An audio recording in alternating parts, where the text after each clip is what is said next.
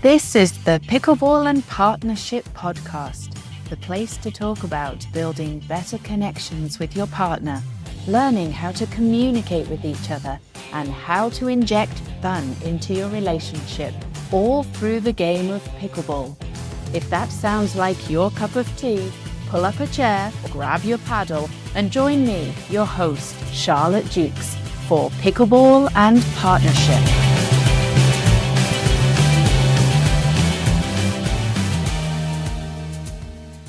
Well, today I'm really excited because we're back in the closet for a closet conversation, and I'm here with Neil. Hey guys. I bet you thought I stuffed him in a bag and thrown him in the river or something. Where have you been? Well, I've been out of action. I hurt my shoulder. I've been struggling through making myself busy with other things. But I am back. I have gone through some treatment. I've had a couple of injections that has kind of put me hopefully on track. I've got to go through some physio and I will be back on the court. Back with a vengeance. Back with a vengeance. I know, it's been weird. So last week I talked about preparing for the tournament. I talked about, it came up on my Facebook page from last year, how we had played together and we had done very well. So it's been really weird not playing with you and then finding different partners to play with. I know it's been tough for you. Having another pickle. Yeah, exactly. Having another pickle? Another person. Oh, having another person to pickle with. Right. No, I mean, it's tough for you because pickleball is really everything. It's physical activity. Right. And I'm not a great spectator. I love to be out there doing my thing. Yeah, it is. It's part of the physical. It keeps me mentally in check with myself. It takes that little bit of physical energy to take my mental energy down. And yeah, I suppose I miss the people. I miss the community that it brings to me. That's something that I haven't really found anywhere else until we found pickleball. Well, we used to get it with camping, and you get some of it through work. You find those people that you pick up and you really don't want to drop. They've been such good people. And you still hang out with them even though you don't work at the same place or whatever.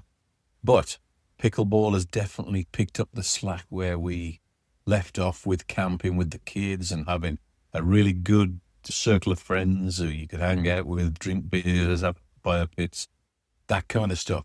So, yeah, I have missed it terribly. So any picklers out there, I have missed you guys a lot. He has. He talks about you all the time.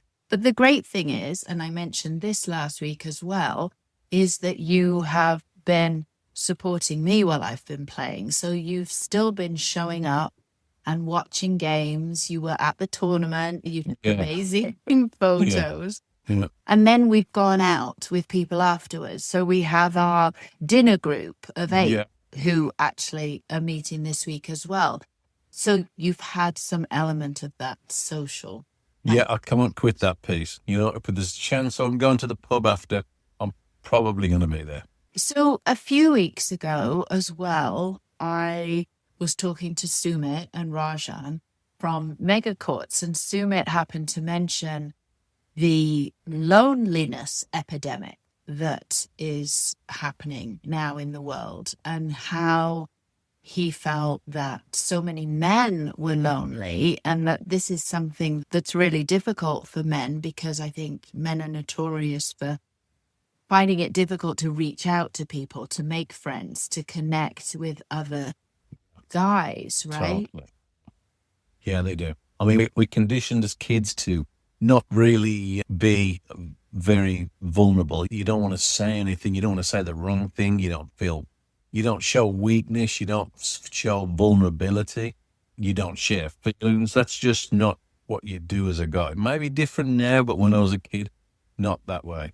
So when people need to reach out, I mean, there's so many good people that we've lost as guys through people taking their own lives because maybe they didn't have somebody to talk to or felt too vulnerable if they did speak to somebody. I know there's a couple of people from school that I've lost and I still miss those people that got left behind. So, yeah, when it comes down to people talking and guys talking especially, I've said it at work, that's part of my job, and the guys that I work with, I've always said to them, oh, maybe they're not the right guy to talk to, but I'm always available. I'll open the door, somebody can come in, and it's not going to be something I'll ever bring up to the guys. It's just a case of a problem shared is a problem halved. That's what I was always told. But yeah, guys just don't do a great job of communicating, but pickleball definitely helped me build a circle of friends again.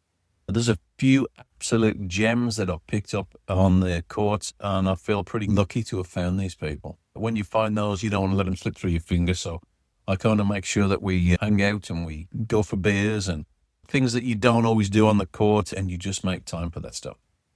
So what do you think it is about pickleball then? And maybe I'm wrong, but it sounds as though you have found some real connection through playing pickleball with other men.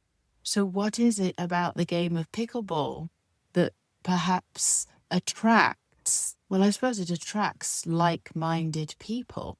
You know what I'm going to say? It attracts the survivors, the ones that really want to do something for the rest of their life, whatever that looks like. When I'm getting close to 60 and I can still run around with a lot of goofy guys, it's a lot of goofy guys who did the same kind of things that I did and ended up at the same kind of place that I did and are still healthy enough to enjoy it.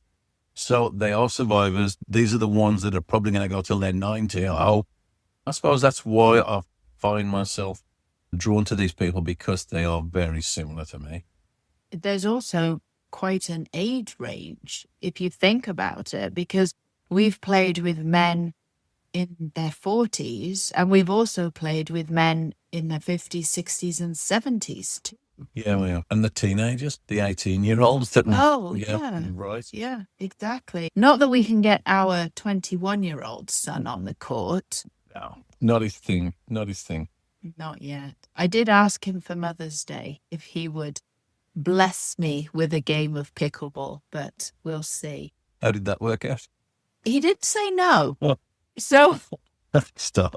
I'm hopeful. So we're in the closet. Literally. Anything. Yeah, we literally are in the closet. We're having a closet conversation. But can you describe a moment perhaps when you felt truly lonely and what that experience was like for you emotionally? Yes, I can. The only time that I felt truly lonely, when I felt like there was, probably the lowest point of my life, was actually when we left England and came to Canada. Probably the first 2 years were incredibly lonely for me, just because I didn't feel like I fitted. You know, there was no people that came from the same place that I came from. None of those small connections. The way that we use slang and humor and all those things, I didn't feel like I fitted for a few years until I started finding some people through camping and work and the kids doing external stuff, soccer and dance and ice skating and all those good things. Came to Canada with a couple of little girls, and it was tough times for us, financially, mentally, just being able to keep ourselves on track and not wanting to quit and go back to where we'd come from. It's worked out for us over 25 years now, but that was a big deal. Yeah, it was. Yes, our eldest was 2. Our youngest had just been born, literally, when we put the application in. Yeah, she was still in arms, wasn't she? She was 9 months old. And actually, here's an interesting fact that I just realized, is this week is exactly to the day 25 years ago that we landed. We left on the 11th of May, and we landed, because it was a day later, on the 12th of May. And that's this week. I know, that's crazy. 25 years ago. And I remember that too. And it's funny because people could look at us now and say, oh, there's no way you struggled with money. But I remember, like, it was hard for you to find work. Yeah. Even though there was work here, it was a really hard time. Finding well-paid work was tough. Finding well-paid work. I couldn't work as a nurse because I hadn't converted my qualification from the UK. Yeah. And I remember the first payment you received, I remember the check was for $25. And I thought, oh, thank goodness we can go to the grocery store. We went to Superstore and bought food. It was that tight. It was a really tough time. I wasn't working, looking after the girls. We hadn't had our son yet. Right. And you were out every day, pretty much pounding the pavement, trying to find work. So Yeah. we connected through the children. Actually, we lived in a community that had a community lake. Yeah. And we would go to the lake. And there we would meet people. We would meet them through the children. Yeah, the kids hung out with other kids and we got to know the mums and dads, right? Right. Thinking about those most desperate times, because it was awful, it was really tough for both of us. But how do you think mentally you were able to navigate through that? I suppose just that not wanting to quit, really. It wasn't a case of knowing what to do. It was a case of knowing that I wasn't going to quit. That was the only thing I could really concentrate on. And then when camping started to kick in, we bought a tent trailer and I started to get some decent work friends. And then what else did we used to do? I think it was the girls' play groups and stuff. But I hate to say it, you're going back to the practical, like typical, right? That's men. And absolutely, there were so many practical things that you did and I did, and we did keep going. I started to talk to myself, basically, just talk to myself saying, it's going to work out, it's going to work out, just keep pushing, keep pushing. And although my family weren't with me, I think I always thought that they wanted the best for me. So I kept pushing because I didn't want to go back. I didn't want to go back to the UK and say, okay, we tried it, it didn't work. It wasn't a case of it didn't work. We just quit before it did. And then that's a big thing. I didn't want to go back and say, you know what, we should have given it more. And there's so many people come to Canada and they have called it the $1,000 cure. They come to Canada, they say they're going to quit. It costs them $1,000 to go back to the UK. And then as soon as they've had a week or two. Or home, wherever home is, right? Yeah. I know that people have done it that we've been friends with. They've gone back to Liverpool or wherever it was. And then they've got, oh my God, I'd forgotten what I'd left behind when I came to Canada. And they come back again. They come back and then they realize they can settle. They know they can. We've had a few friends do that, haven't we? So I think that sort of encouraged us not to go back. Although we always said to each other, if it doesn't work out, we can go back. Yeah. Like we probably didn't have the $1,000. That's probably why we didn't do it. That's probably true. Yeah. But I love how you talk to yourself. It's that internal dialogue. It totally is 100% what you say to yourself. And if you believe, okay, I did my best today and tomorrow is a new day and I'll try again, it makes a difference. Right. So I know my dad always used to say, if you're in heaven, then you are. And if you think you're in hell, then you are. It's all about how you think about things. Yeah. Tough to go back and think about that. If you think you can or you think you can't, you're right. Yeah. That was Ford. How was it? Yeah. I remember that. Now you're impressed, aren't you? Yeah. So you touched on this and you've mentioned your dad a couple of times, but what were the societal expectations or the cultural messages that really made it challenging for you to openly discuss feeling isolated or feeling vulnerable? As I say, I was brought up by somebody who was brought up by the people who survived the war. My dad he was about 8 years old when the war ended. And it was tough times. You just kept the English stiff upper lip and you just kept moving forward. And things will work out as long as you don't quit. So, yeah, I suppose that's where I was when I got to that point in Canada. You find those people, you keep them with you, and then you just, your life starts to flourish again. But you do need connection. As a guy, you do need connection. And I can't say it enough times that we all need to have somebody to talk to, even though it's painful at the time. And if you find the right people, you'll be fine. Yeah, I definitely hear you saying it's about finding the right people. And from my perspective, I feel as though there are so many of those right people playing pickleball. Yeah. But it sounds like you've found the same as well. Yeah. So what does meaningful male friendship look like to you? Well, you've got to be able to laugh at each other. That's one thing that men find They can be vulnerable if they can use humor to do it. It doesn't make you feel weak. It doesn't make you feel stupid. When you look at each other and you laugh and you know a bunch of people, just the way they react to what you said. And pickleball, as I say, the other survivors, they also are more positive. They're the positive people who survive it. They just have forward thinking or positive outlook that'll save these guys in the long run. Right now, inflation and things have been tough, even on some of the people we play with that have now retired, may be in a place where they are on a fixed income and inflation is chewing away at income. And they're still positive. They need to find something to focus on other than sitting and looking at the investments and looking at inflation and looking at the other things in life. You can always find the negative if you look hard enough. But when you're playing pickleball, there is nothing else on your mind except for that darn ball, which is good for men. It just breaks that little bit of tension that guys focus on the negative, or they focus on their issue or their problem or challenge.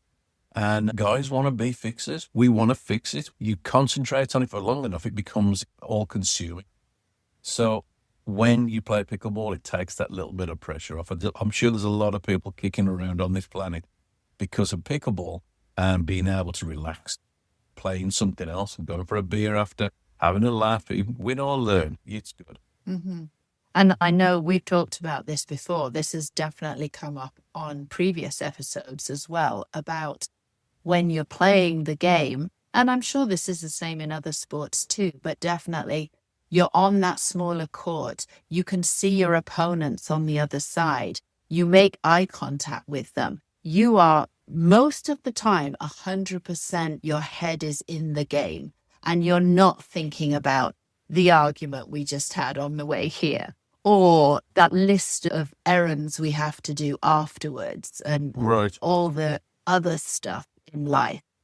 It sounds as though humor plays a big part. And I notice that you use humor a lot. You and I have had many conversations about humor and how I find that very frustrating times, like when I want to be serious and when I want to have a serious conversation and things get a little deeper. Yeah. Definitely the humor comes out.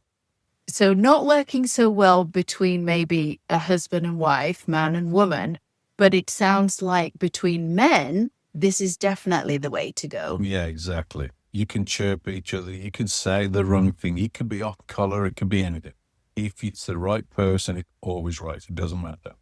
Can you think of a story that you can share about a time when you felt genuinely supported by another man and how perhaps that impacted your sense of connection? No. Well, thanks for that. I could probably call 20 guys tonight and say, I've got a flat tire. Can you help me with an hour? And I would say that a bunch of them would come because of the right people.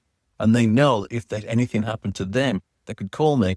And if I had the chance to do it, I would be there for them. Totally. And that's enough.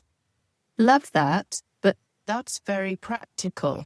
And I have 20 women I could call if I needed something, some help with something too. Car tire. Car tire. Yeah. Oh, yes. Right. Yes. Women can change tires too. I'm talking about, like, I don't know, was there ever a time where you felt like you could and you did open up to a guy and say, oh my God, things are bad? Yeah, there is a couple of guys I could say that with. I spent a lot of time on site with a bunch of construction guys, and I got a couple of real gems that I talk to weekly, although they don't even live in the same city as me. And I constantly forward and backward with a couple of guys.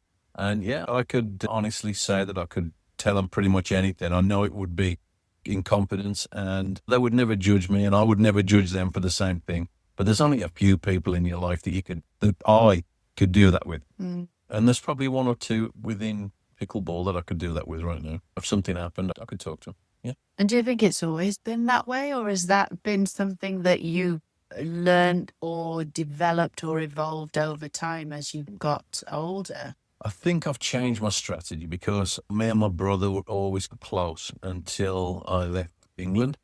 And it wasn't as easy because of the time difference and the distance and just not knowing the setup of our families and things. I kind of lost that with my brother a little bit. And not that I couldn't call him at any point, but they're just different. So I had to find other brothers, basically. That's what I've done. I've found other brothers and pretty cool. Mhm. So, what advice would you give to any men who are listening who are perhaps struggling with feelings of isolation? They don't know how to build meaningful connections and they're feeling pretty shitty right now. Play pickleball, go get out there, get yourself a racket, run around for a couple of hours. You're going to feel totally different. I can't tell you enough. I found a complete community in my late 50s by playing a stupid game with a stupid plastic wiffle ball. It's just one of those things where you find the right people in the right situation. You know, when you go hiking, you find people who love hiking and they have a passion in life. You'll find these people. I'm not sure who they are, but you'll find them. It doesn't matter when you start. You'll find people at your level and you'll find those gems. You got through a lot of gravel to find a nugget, but you'll find a nugget. So, what if, I mean, I love that. And obviously, the answer to every question, every problem is play pickleball. Right. What happens if somebody's thinking, oh my gosh, there's no way I'm playing pickleball? That looks stupid. I don't know. Maybe they're not even at that point where they feel like they want to go and try something new. Well, everybody wants to do something more badass. Everybody wants to throw themselves off a cliff or do something ridiculous with a fast motorbike or a gun. Or pickleball's the easy way. You just get out, you play around. It makes you a little bit more vulnerable the first time you do it. You might feel a bit of a jackass. I did. The first night I went out there, I'm thinking, why am I playing this? It looks like kids stuff, but it's great. And within the first 5 minutes, you're laughing and it doesn't really stop. Whenever I'm not playing pickleball now, I'm thinking about playing pickleball because that's where my buddies are. It's my community. I suppose it's about taking a risk, isn't it? Everything in life is about taking a risk with that next step. There are two choices. We either stay where we are, doing the same thing, thinking the same thoughts, feeling the same feelings, acting out that same behavior, and then tomorrow is the same. Tomorrow never changes. Yeah. Or the second choice is we shake things up. And I think we did that. Playing pickleball, I didn't want to play. You insisted that we play. Now I'm addicted to it. But sometimes you just have to take that risk. You need to change your perspective. That's what it is. That's what I feel. And it doesn't matter if it's pickleball, it needs something. Not only change your perspective, but if you want a better relationship with your spouse, if you're both healthy enough to play something. Doesn't even matter if it's pickleball. Could be chess, could be walking, could be archery, could be anything. We all need to do something. You need to find something that gets you out of bed and keeps you motivated. And if you can do it with your spouse, brilliant. It's definitely pulled us a little bit closer together. And it's been easy to do it because it's such a social sport and it's cheap and it's easy and it's 12 months of the year. It's indoor, it's outdoor. You can play at a competition level. You can play it at rec level. You can find your people who play it at your level. We all need something, especially heading towards retirement. In our case, I'm 60 next year.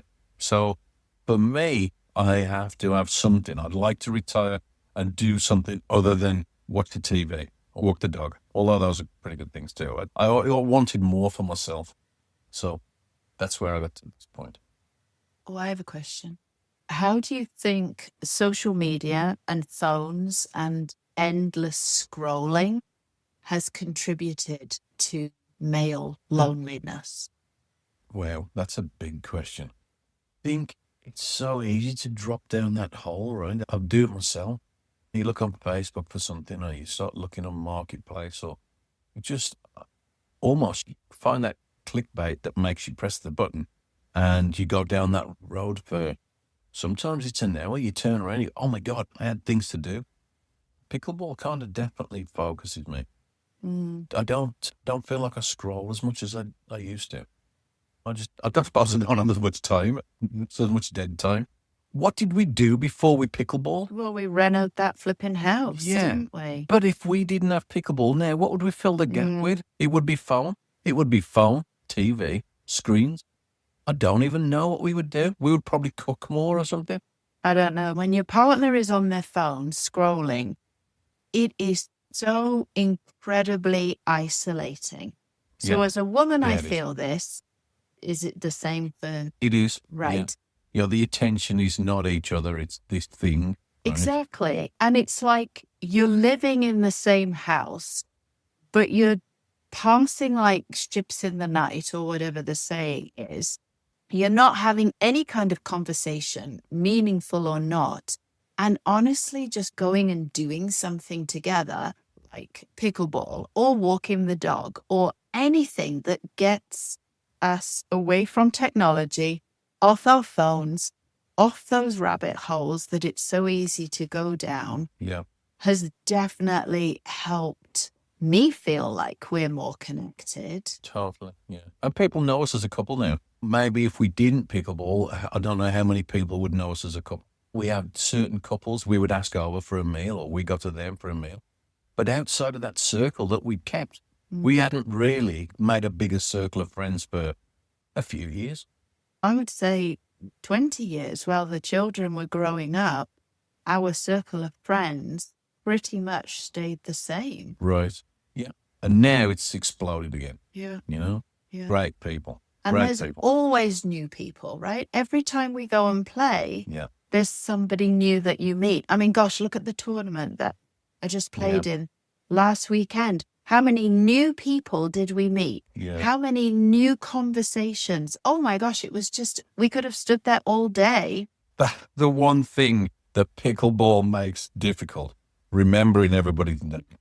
I use buddy, friend, how you doing? And I've got every single deflection for giving myself thinking time to remember anybody's name. Oh my God, it's not easy. I just about remember my own name, never mind anybody else's. I think you were like that in your 30s. It was always, what's his name? There's a couple coming towards us. What's his name? What's her name? It's funny. Well, that was a great closet conversation. I really enjoyed that. And it's good to have you back. Thanks. Yeah, it was good. Goofy little conversations, eh? Goofy conversations, but powerful stuff. Yeah. Us guys, we don't give ourselves enough credit, and we definitely don't give ourselves enough time to talk. Anyway, hold you people. Okay, till next week. Okay. Thanks, Joe. Thanks, Neil. Before we go, we've put together a fun freebie just for you. Top 10 tips for playing pickleball with your partner without losing your mind. It's packed with practical advice and a few laughs, plus some insights on how these on-court habits can actually strengthen your relationship off the court too. You can grab it by clicking the link at the bottom of the show notes, or just message us directly and we'll send it your way. And remember, it's not just about playing well together, it's about growing together. Thanks so much for listening today. I hope you enjoyed that conversation as much as I did. Anything mentioned, including links, notes, and a full episode list, will be over on our website at pickleballandpartnership.buzzsprout.com. If you got something out of this episode, be sure to follow or subscribe to Pickleball and Partnership on Apple Podcasts, Spotify, or wherever you listen, so that you are notified of new and upcoming episodes. And if you're finding value in this podcast, a cost-free way to support us is to leave a 5-star review. It truly means the world to us. This will help more people access these real conversations. And if you haven't connected with myself or Neil personally, we would love to meet you and say hi over on our Facebook page. Thanks again for listening. Please tune in next week for another exciting episode of Pickleball and Partnership. Remember, we're all learning, growing, and showing up in our own ways, and that's what matters most.